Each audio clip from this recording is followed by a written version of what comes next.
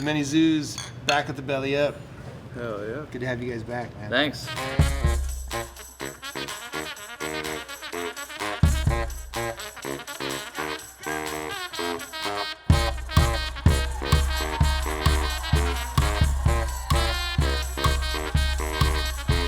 Like, from what I've seen, like, you guys, I don't know if you got your start, but you guys had a big influence in the subways of, like, busking in New York, right? Yeah, Yep. that's our origin is. We started playing in the subway. That's where our origins are. It's so easy to talk about busking, you know what I mean? So many people like say they want to busk and wow, I should do that, and wow, you should. Well, You know what I mean? learn a lot about yourself. Yeah, You learn a lot about your definitely. musician skills.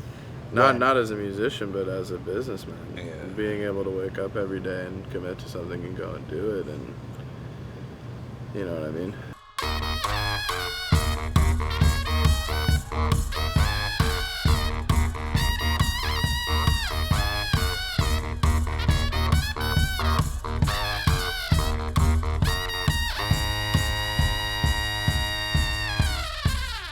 He was in 3 subway Used to be in bands. 3 subway bands. He would literally spend like 9 hours a day in the subway. There are some like, days. 5 days a week. There's many there's many days where I would like literally like wake up, like grab a giant coffee and just like play from like 11 until like 9. until Or some 9 and shit, then like like- have to hurry to some like bar gig and yeah. like just playing some like brass band stuff. There's and, really like, no time down there, though. and like then like go drink and party all night and then like wake up the next day like like okay like the only yeah the only time that exists is waiting for the spot. Once you're playing, you're like literally could play all day until you just literally can't. You pass out. Yeah, we used to have a game that we would play where we wouldn't stop until we couldn't sell a CD for a song. Like, Yeah. when we'd stop a song and if someone bought a CD, we'd continue playing. Yeah.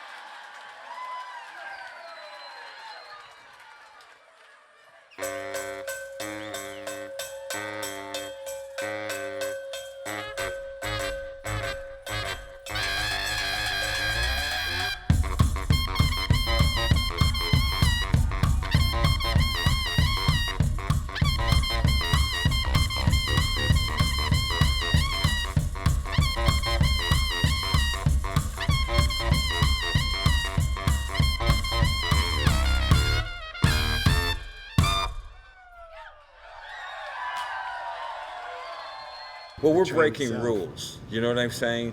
But at the same time, like it's New York City, so a lot of what we call music history today was against the law at one time. Yeah. You know what I'm saying? Yeah. You take jazz coming from prohibition, you take hip hop and drugs and pimping and prostitution and whatever it is, it all seems to like start from this sort of like we're gonna disobey the law to some degree in order to create these new forms, because when society doesn't allow that to happen or there's sort of social control over it, artists and people are going to find other avenues to like present their art. You're not going to stop them.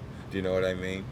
And we lived in a city where the community understood that. Do you know what I mean? That people come here for this reason. Like people come to LA to be in movies.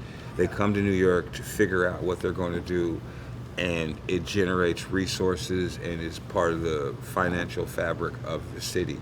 That artists come there to manipulate the art, and they end up on Broadway, and they end up in whatever.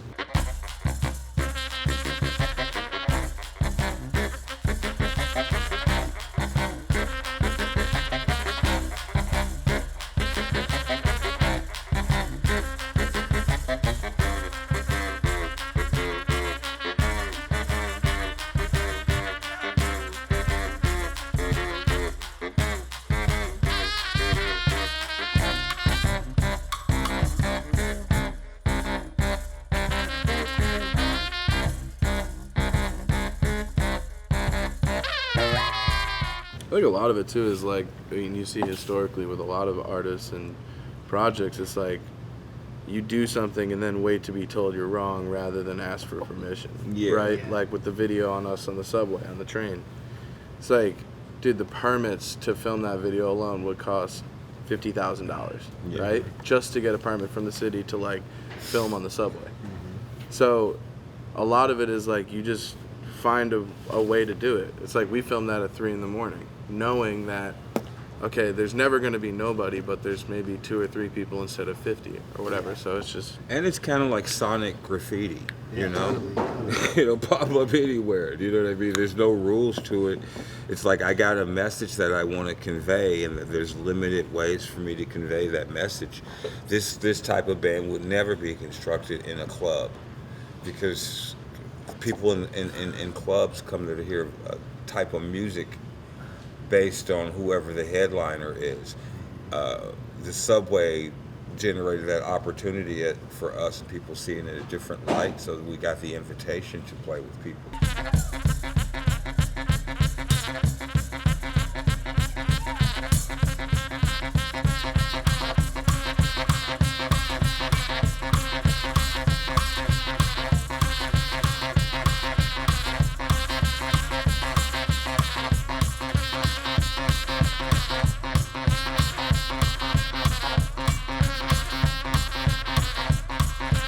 Okay, that's a very interesting side of what we do. Is we do so many different types of concerts.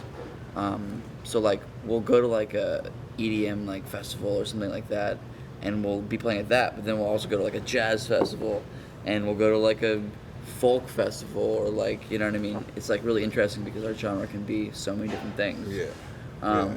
Sometimes I find it the most interesting is just like how much they actually do turn up at like the jazz festivals, just because like it's like everything doesn't really have that like intense hard beat or like groove the whole time. So it's like when we get on, sometimes it feels like we're like the rock stars of like the jazz festival. Yeah.